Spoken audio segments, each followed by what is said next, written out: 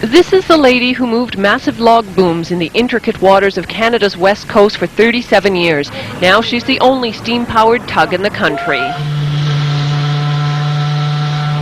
The SS Master is a showpiece, but during retirement she was stripped, vandalized and toppled over until the SS Master Society decided to rebuild her. She sat on the bottom on a very low tide and fallen over on her side, filled up with water. When they finally raised her, she was covered right up to the wheelhouse windows with sludge and bunker fuel and so on. And luckily for us and for everybody in BC, they decided that she was too valuable for that, and they would, never mind what the experts said, they would save her.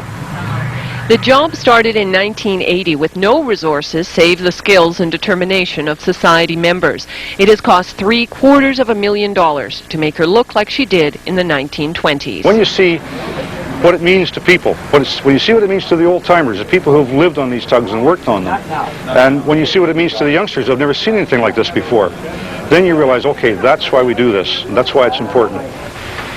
One of the original 7-member crew is Captain Bob Fulton.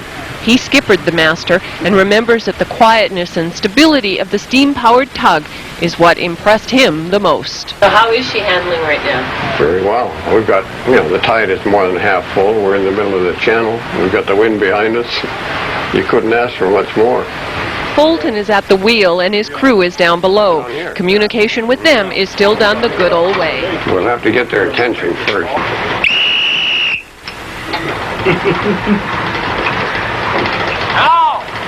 Jim will be, we're at Iona Island now. We'll be stopping here and just stooging around for a while, so we won't need much steam. Very good.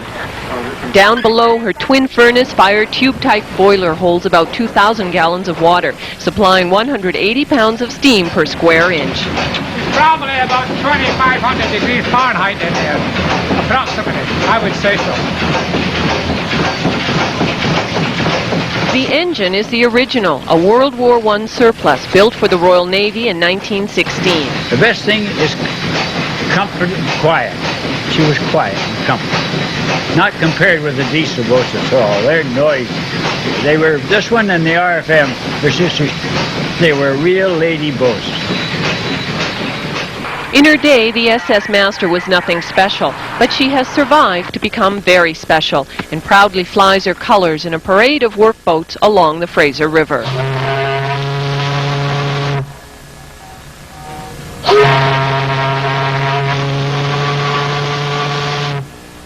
This is a chance to experience the way it was in a living museum of steam navigation.